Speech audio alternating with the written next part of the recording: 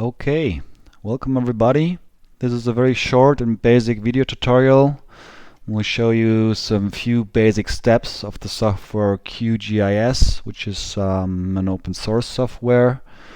I will show you a few types of geodata and the structure of it, and how to load it in, how to visualize it, and yeah, so basically the first few things you can do and you have to do when dealing with geodata. So first we have two different types of geodata here in this example. The first one is the vector data, and then we have raster data. Just to give you an overview on how geodata often looks in the Windows Explorer. So we have here the streets layer, which is basically consisting of 7 different data types. As well, it goes for the schools and for the land use. These are all vector data sets, so you can see here the DTM and the ortho image.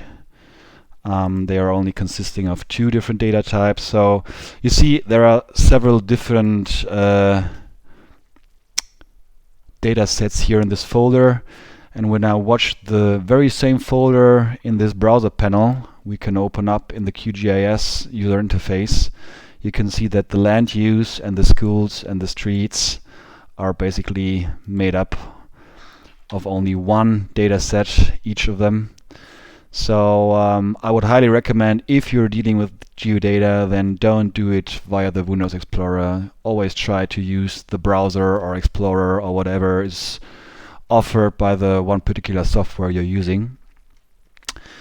Once you've done that, we now are here in a coordinate system. It's EPSG. This is some kind of code that indicates in which coordinate system we are on.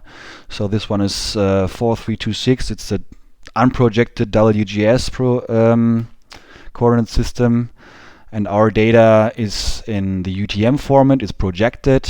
We'll get to that later.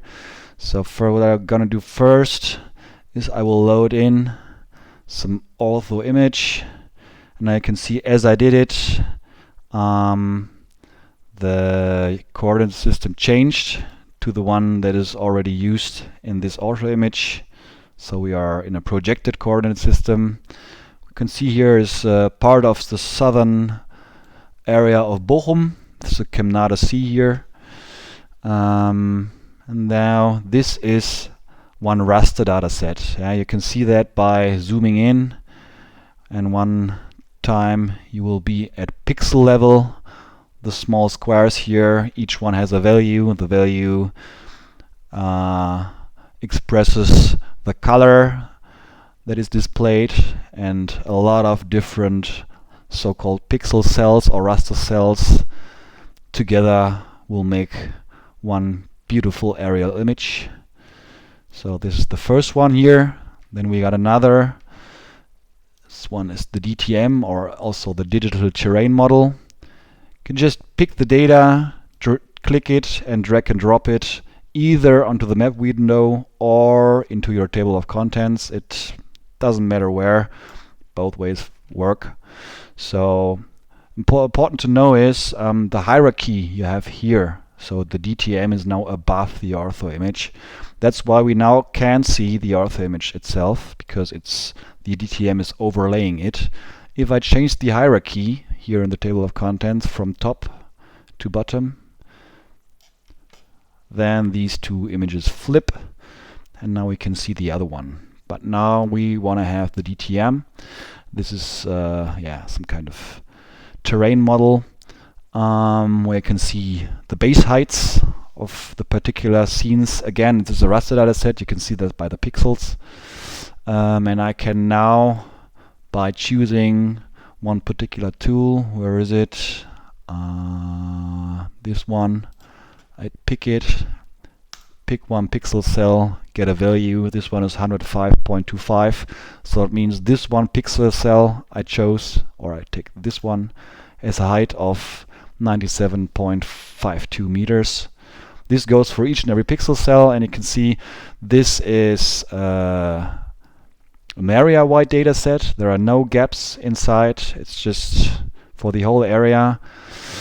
And the difference between these two, between vector and raster data you will see now as I put in one of our other data sets. So let's take the streets.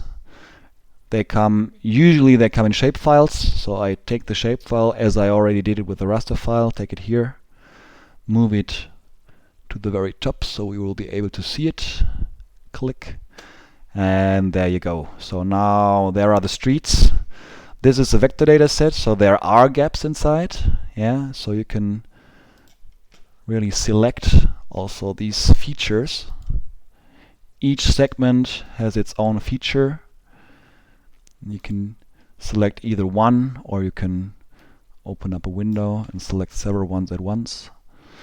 And each and every vector data set has an attribute table in their background, let's say. And we can open it up by just right-click on the particular set, say Open Attribute Table, and then you have this table here. And once I highlight or select one of these layers, one of these geometries, now here, open it up again. Where are you? There are you.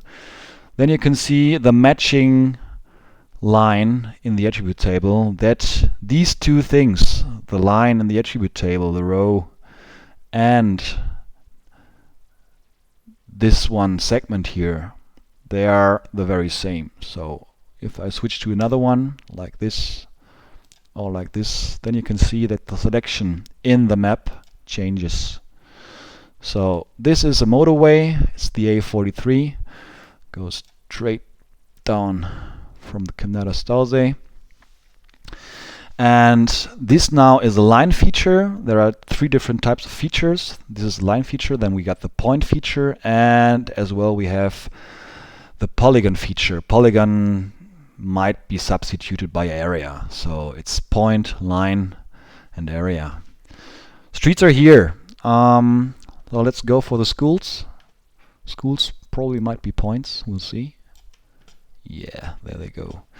Yeah, and now you see the schools are blue dots, and if I now change the hierarchy here and put the ortho image above, then we see the problem. Yeah, this image is very colorful, and it's pretty hard to distinguish the schools from the image.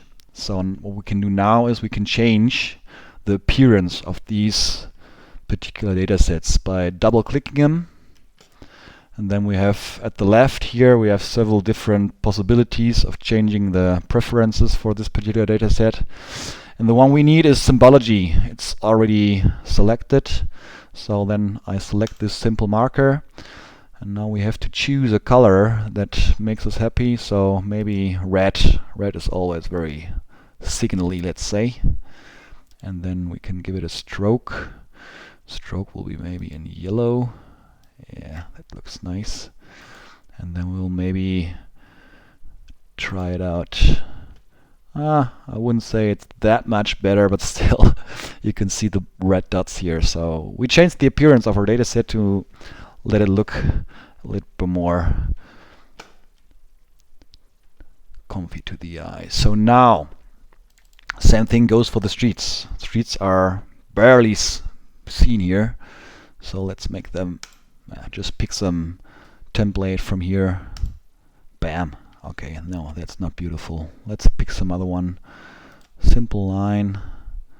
Make it, yeah, maybe yellow again. And too bold. Make it more slim. Yeah, how about that? I don't know. No. It's not nice. Let's pick something else. Maybe something very basic, like a simple line, and give it a color. Yeah, that's nice. Pick it like that. Last thing I want to show you now for this short tutorial is the area-wide data set, the vector data sets, so the polygons. This is the land use. The land use comes also area-wide, as you can see, so it overlays our two pictures.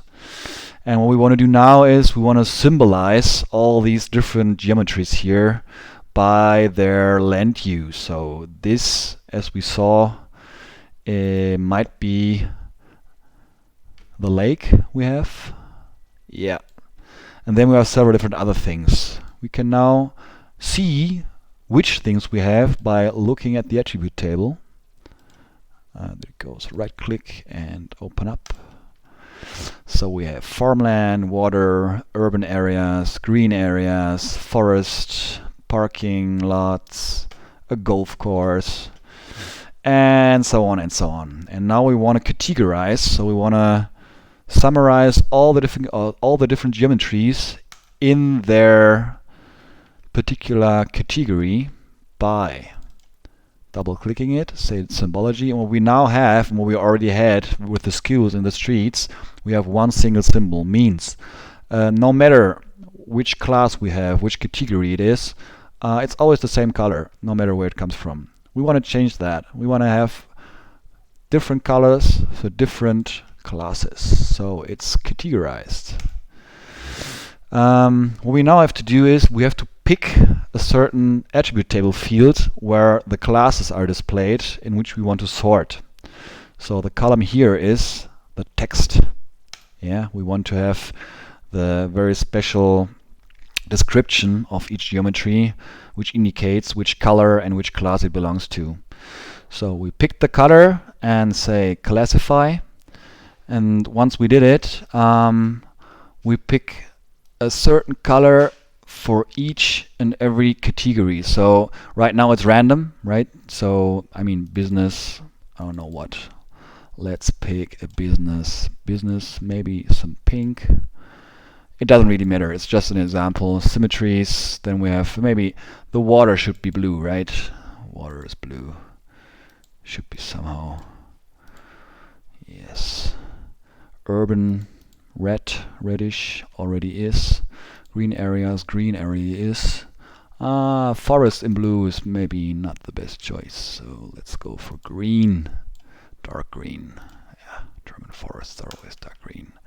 Yeah, and once we're satisfied by the color picking, we can click apply, and then we will not only get a picture where you can see all the different categories, but also some sort of legend in our table of contents, right? So you can now match the different colors to the different classes. So yeah, basically now you can check and uncheck your data and see if it matches. I think it's a very, oh, that was too fast. It's a pretty nice thing to do. So there were no geoprocessing tools right here, and there were no real analysis, let's say. But still, you got a short impression on how you could use a GIS, very basic, and load in some data and have a look on it. You're now able to open up an attribute table. You're able to symbolize by categories. And yeah, so thank you for watching and see you next time.